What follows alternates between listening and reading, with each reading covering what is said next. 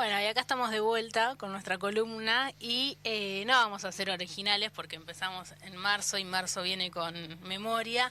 Ujú. Así que para seguir en temas, que ya me contaste que habías estado hablando con Walter y que con posterioridad viene la compañera Alejandra Así Santucho, es. vamos a seguir hablando sobre qué implica este 24 de marzo, pero también desde una perspectiva de derechos y desde la militancia por la ampliación de derechos, ¿no? Porque a la generación que desapareció la última dictadura cívico-militar no la desapareció porque un día se levantaron y dijeron vamos a secuestrar, a torturar y a matar personas, sino que tenían un claro objetivo en cuanto a por qué luchaban esas personas, esa generación, y tenía que ver con esta cuestión de qué proyecto de país querían instaurar desde un lado y qué proyecto de país quería instaurar la dictadura cívico-militar que surgió a partir del 24 de marzo de 1976, ¿no? Y en estos momentos de tanta crisis económica y sobre todo cuando hablamos de la inflación y de que los salarios no alcanzan la inflación,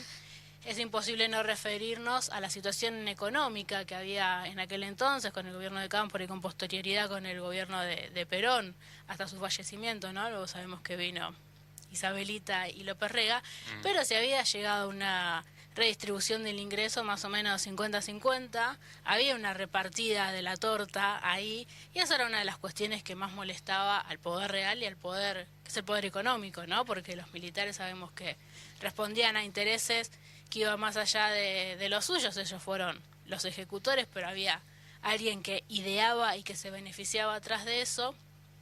Y bueno, y se vino a instaurar un monopolio del poder económico por sobre la sociedad a partir de la dictadura que continuó luego en el 80 y bueno, ni hablar en los 90 con las privatizaciones de todo lo que era estatal, vender por 2 pesos empresas que eran del Estado y que con sus falencias podían mejorar, pero decidieron lapidar todo lo que era públicos, era el dicho ya, ¿no? Nada de lo que debe ser del Estado permanecerá en manos del Estado. El decálogo de la reforma De menemista Dromi, de una Dromi, sí, el ministro de administración. privatizaciones, Eso es.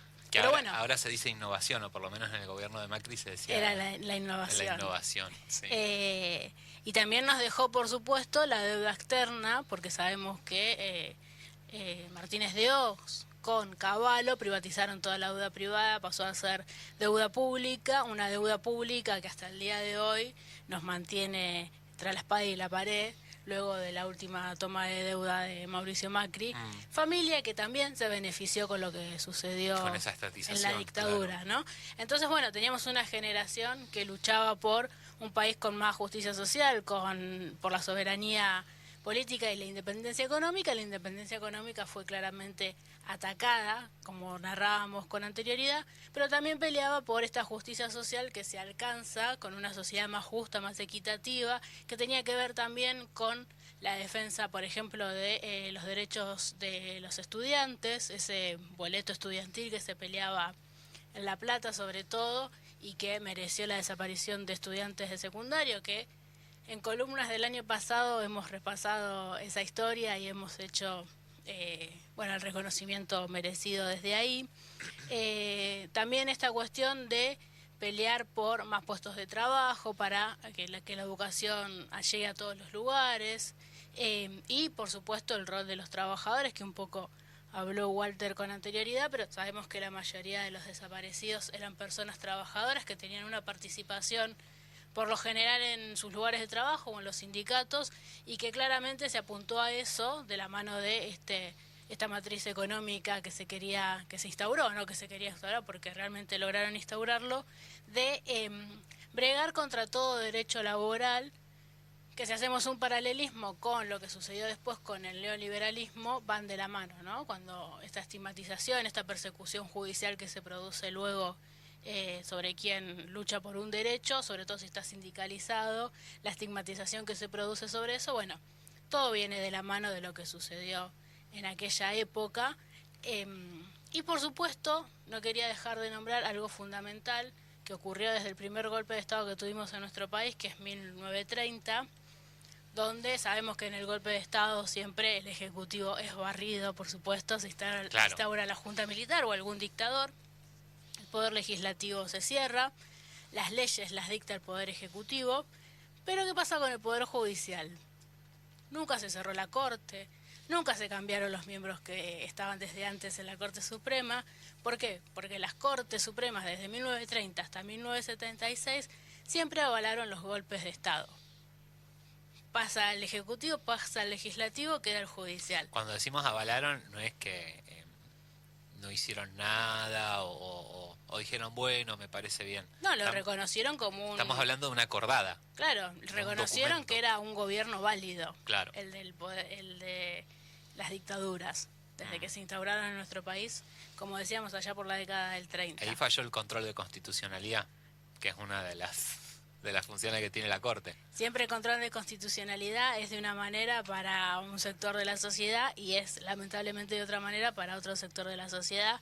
Sabemos que los jueces, dice la Constitución, que deben ser imparciales, indudablemente no lo son, menos los jueces en tan alto nivel, con tanto manejo del poder, y me parece que es importante reflexionar sobre esa cuestión, sobre todo también viéndolo desde hoy en día, y también un poquito más atrás en el tiempo, cuando ellos deciden que pueden quedarse en el poder por todo el tiempo que les parezca, yendo en contra incluso de la Constitución Nacional reformada en el 94. Bueno, este poder que es más monárquico que democrático siempre avaló estas dictaduras y siempre estuvo acompañando también a los poderes reales. Este es el momento en el que si hubiera aquí algún constitucionalista, como lo suelen presentar en los programas de tele, diría que no le parece que es así porque en las dictaduras se mantuvo abierto el poder judicial y por eso no fueron autocracias. Se podrá llegar a ese nivel de... No, digo con esto de esa palabrita que se usó tanto, autocracia, las dictaduras son autocracias aunque la Corte Suprema las convalide. Sí, por supuesto que dentro del Poder Judicial también queda gente del bien, ¿no? Y gente que bregó en su momento en contra de la instauración de la dictadura, hizo lo que pudo para seguir sosteniendo el Poder Judicial y llegar a una cuestión de justicia. Pero bueno, desde la cabeza, desde el poder, esto no fue así y tenemos que tener en claro que el Poder Judicial es un poder, no es algo que no esté cerca del poder, ni que sea imparcial, ni que sean dioses que llegan y que imparten justicia sin mirar a quién se la dan como la estatua, ¿no?, de la justicia. Y otra cuestión que también me parece interesante recordar, viniendo también de la mano del feminismo y desde el reconocimiento de la comunidad LGBTQ+, es ¿por qué nombramos que son 30.400, ¿no? Porque 400 más o menos es el número de compañeras, compañeros y compañeres de la comunidad LGBTQ+, sobre todo trans, travestis, que fueron también desaparecidos durante la última dictadura, quizás por su militancia política, pero sobre todo por lo que simbolizan para una cultura conservadora y patriarcal, donde las disidencias y la diversidad no está nunca bien vista y debe ser reprimida. Bueno, también el reconocimiento para esos compañeros que hoy no nos acompañan y que sufrieron la represión de parte del Estado en aquellas épocas también. Así es, así es.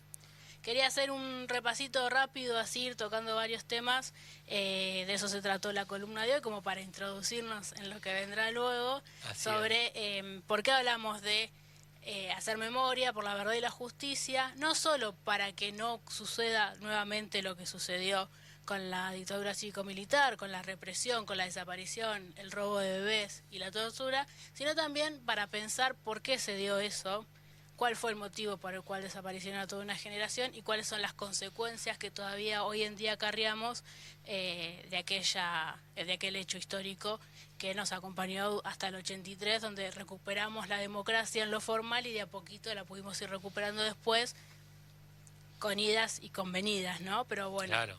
Y sabiendo que no es blanco o negro, democracia o dictadura, sino que hay democracias de mayor o de menor intensidad y que la democracia no se conquista de un día para otro ni de un día para siempre, sino que es una lucha que una construcción diaria. Diaria, exactamente. También tenemos, bueno, lo que son los golpes blandos, que por suerte en nuestro país, gracias también a la lucha de las madres y de las abuelas que han marcado una conciencia colectiva de que la democracia es un valor inalterable, no se han dado, pero sí lo hemos tenido en la región.